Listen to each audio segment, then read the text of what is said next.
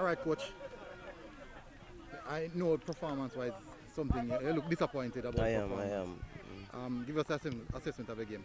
Well, the team didn't play the way we know they can play. We made a lot of unforced errors. We didn't move the ball around properly.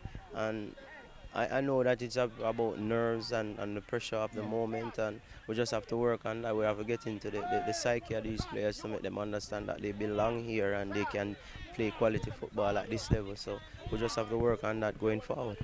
First game of the season. Um, Even though you're disappointed about the performance, still happy about the result, getting the win out of the way, just to get that butterfly out of that. Yes, that win goes a far way for us now.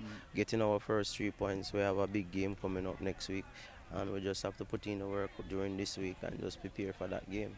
All right, and psychologically, what does the win do for the players? Psychologically, it will boost them. Now they see that okay, the team that they had a little tension, they could have beaten this team easier. However, we made hard work of it, but it was still done.